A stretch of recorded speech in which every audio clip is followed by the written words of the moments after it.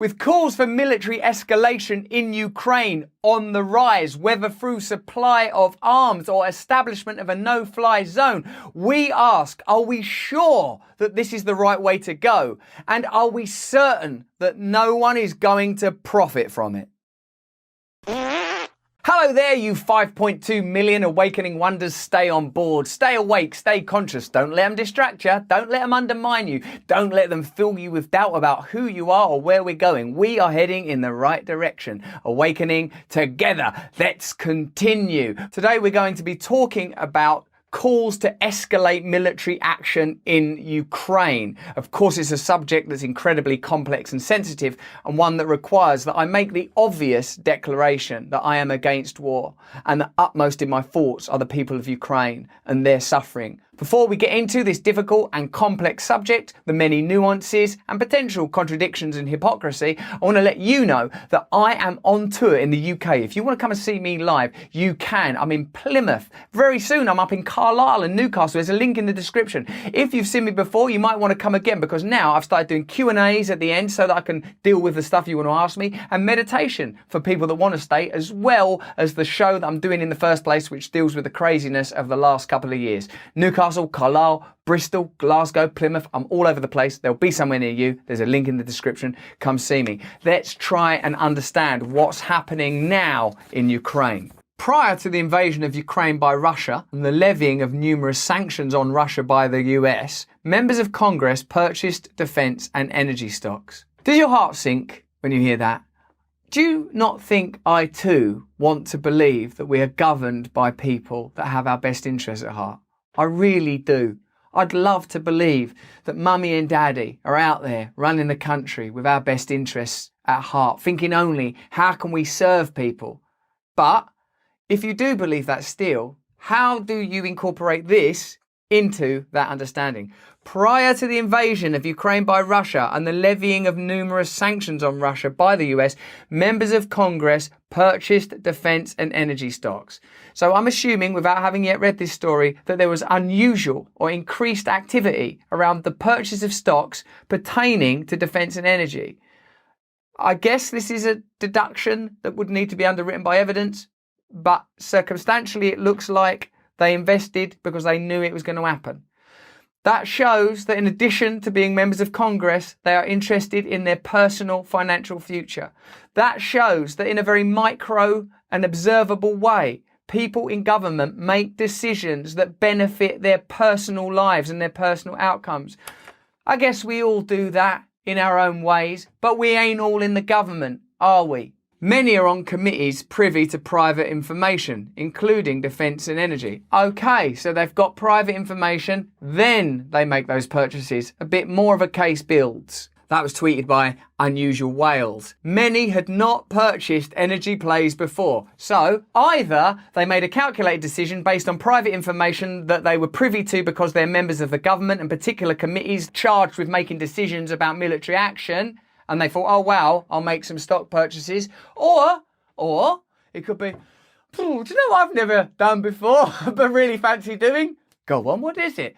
Governing with integrity and honesty and transparency. Oh, no. It's actually purchasing some military stocks and some energy stocks. With a 45-day window to disclose stock transactions, there's still a chance that more unusual trades prior to the sanctions and Russia's invasion are reported by members of Congress. Roll up, get your business in where you can. 45 days now to war. Terrible, terrible war. Stand with Ukraine, stand with Ukraine. Roll up, stand with Ukraine. Roll up.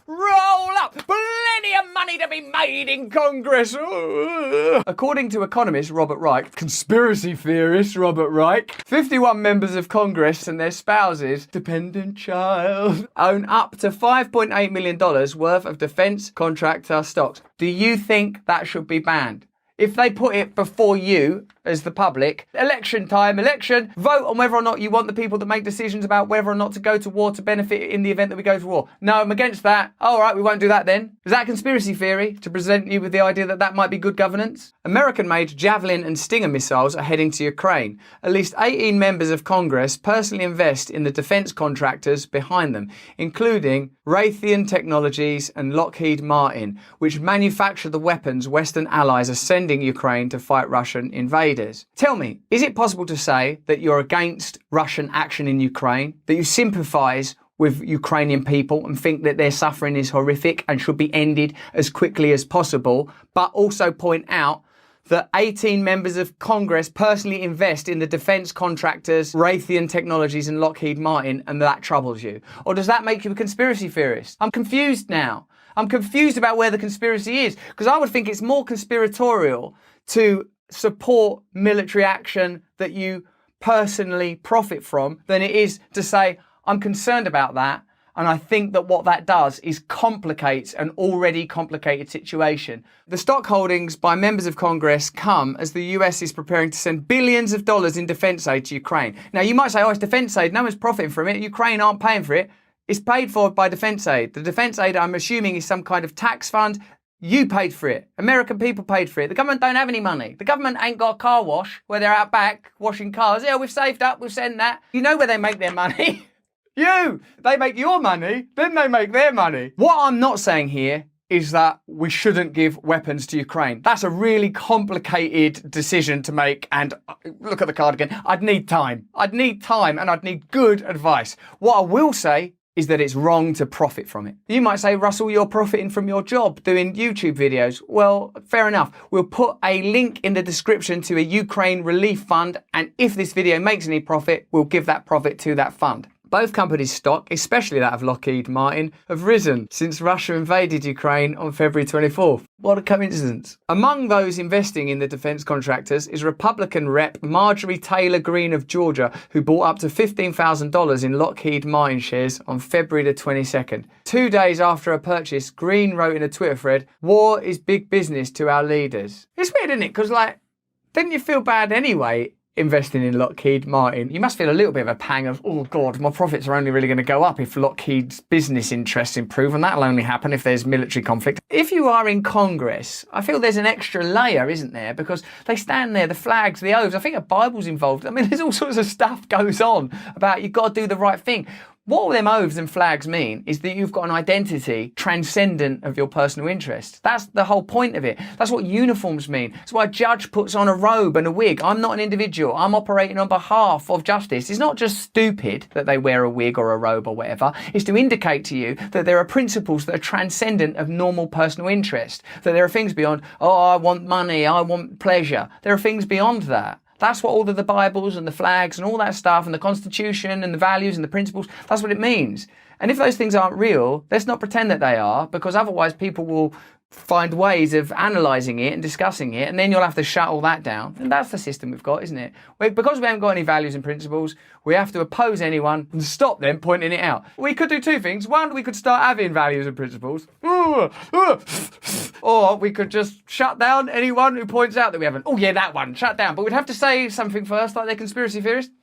No problem. Say that then. More than a dozen other members of Congress or their families hold similar investments at a time when President Joe Biden approved a $350 million Ukraine military aid package last week. And then they sell that as aid. That's how they sell that, aid. And I hope it is aid. I don't know enough, obviously, about international politics to know whether the outcome of that aid package will be positive or not. And like you, I'm sure, I pray that it is positive. But what I'd like to know for certain, because there are so many things that are vague and complex, the things that are certain we should take care of. And I am certain that I don't want people that make laws to profit from those laws. I don't want people that vote for wars to profit from those wars. The US government is also poised to deliver another $6.5 billion for defence purposes in Ukraine as part of a new spending package. Now, if you bear in mind that thing that Julian Assange, who I believe was treated very fairly by the American government and is currently decaying in a jail in Belmarsh without having proper trials. As he said pertaining to the Afghanistan conflict, the function of government is to transfer public money into private hands. The Afghanistan war ain't meant to be short, it's meant to be long. The most challenging thing about talking about this subject, and believe me, I appreciate how difficult it is because I'm literally trying to do it right now, is my own awareness of the suffering of Ukrainian people, the horror of being victims to a war. Ordinary people who haven't done anything wrong are suffering. What scares me is the possibility that, like in the past, this legitimate problem that should be solved, that I would love to see solved, that you would love to be solved, could be used as a kind of lubricant to facilitate profit for people and institutions that have done things like that before Iraq, Afghanistan, Vietnam. That's what worries me. We're not having a conversation about whether or not we should do everything in our power to help Ukrainian people. We are having a conversation about whether or not the governments are actually pursuing that end, whether or not the mainstream media are actually pursuing that end. And when coming to those conclusions, I invite you to look at the available evidence, to look at how they've behaved in the past. As with the pandemic, which by the way no one talks about anymore, the question remains the same. Yes, clearly there's a problem that's being resolved. Are we sure we trust the agenda of the people charged with solving it? The list of lawmakers that have stocks in Raytheon or Lockheed Martin or other defense contractors includes Senator John Hickenlooper, a Democrat of Colorado. He held between $100,000 and $250,000 in Raytheon shares, according to his most recent annual disclosure. Senator Sheldon Whitehouse, a Democrat of Rhode Island, held up to $50,000 in Lockheed Martin and between $50,000 and $100,000 of stock in United Technologies, which was acquired by Raytheon. Abigail Perman Blunt, the wife of retiring Republican Senator Roy Blunt of Missouri, held between $100,000 and $250,000 in Lockheed Martin shares. During 2021, Raytheon spent nearly $15.4 million on federal lobbying efforts, while Lockheed Martin spent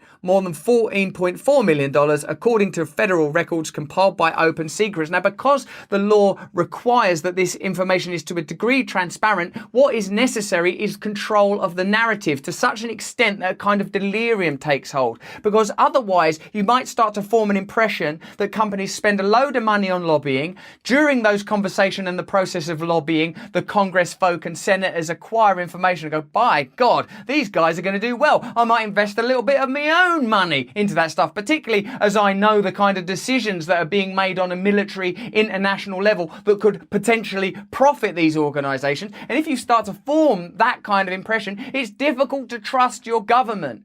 Instead of addressing the problem of why people don't trust their government, they address the problem of people raising the question of people not trusting their government. The problem is not the question, the problem is the fact. No law prohibits lawmakers from sitting on congressional committees, writing legislation, or voting on bills that might affect them financially. Hey, is there a law that stops me from, coming up with some legislation or voting for a bill that might profit me financially? Oh, let me check. No. Oh, well, I'm going to do that then. But momentum is growing for banning lawmakers from trading stocks altogether. Yeah, do it. Do that. Do it. How long does it take? I've got a pen. Stop doing it! Several of the proposed stock ban bills, however, have, get ready, loopholes. Loopholes that would likely limit their effectiveness. Few. Sludge previously wrote about a loophole in some of the proposals that would allow senators and representatives' spouses to continue trading stocks. What's the point of that loophole? But there is also another loophole. There's two loopholes. It's like a number 8 of loopholes. But there's another loophole in some of the bills that pertains to the types of investments that will be targeted. While members of Congress will be banned from trading individual corporate stocks, they'd still be allowed to trade products like mutual funds or exchange-traded funds composed of bundles of corporate stocks. Stop trading! Stop making money altogether during the time you're in government. You're in government. That's your job. You're well paid for it. Don't do anything else. If you want all this extra money, fuck off out of the government. While the Ban Conflicted Trading Act and the Trust in Congress Act, trust in Congress, come on. Shouldn't we just have trust in Congress? Yes, we should have trust in Congress, but there isn't any because they don't deserve any. So we're going to just have a bill called trust. Will that lead to any trust? No, we've got some loopholes in it, so we can avoid them being trustworthy. Would ban members of Congress from trading a stock like ExxonMobil or Chevron. It would allow them to continue buying and selling in something like the Energy Select Sector SPDR fund, which is composed of shares in Oh no, we can't buy shares in ExxonMobil, Chevron or ConocoPhillips. Don't worry, you can buy this. What's in there? all of that stuff. At least 9 House members are invested in that fund. From The Intercept, the United States is leading an effort among NATO nations to dramatically increase the flow of weapons to the besieged government in Kiev.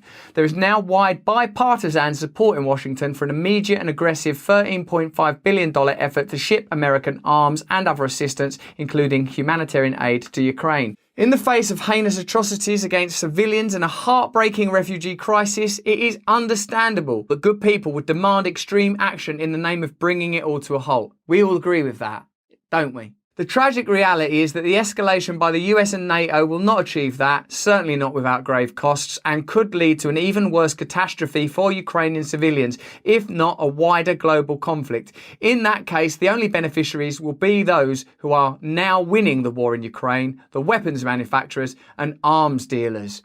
So, I'm not saying I know what the solution to this complicated global situation is. This devastating conflict baffles me, as I'm sure it does you. One thing, though, I like to do is to observe the areas where change could be made. And one, it seems to me, is that lawmakers that pass bills, award aid, vote for actions, do not profit from those bills, that aid, or those actions. Wouldn't you like to see the people that govern from you act with a clear conscience, with only the good health and welfare of Ukrainian people in their hearts and minds? That seems like something we can all agree on without being called conspiracy theorists. Would you agree? I know this is a complicated subject. I know I don't know everything. I know there's loads of stuff that's baffling. I'm not purporting to know things you don't know. We have a team of people here. We put information together. We look at various sources and we try to account for what we say and point out things that seem obvious and recognize we might be wrong. You let us know in the comments below the complexity. Like, all the time I read your comments and people say, yeah, but Russell, you've not considered this component. And not everyone agrees with me. And I welcome that because I know I'm wrong. I've been wrong loads of times. One place where we can freely discuss these matters is when I'm in a live context. Come see me. If you enjoyed this video, or at least you got something from it, have a look at this one or this one. If you want to sign up to our mailing list, you can click on one link there and become a subscriber. We send you a weekly mail out. It's fantastic stuff. Most importantly of all, if you can, stay free.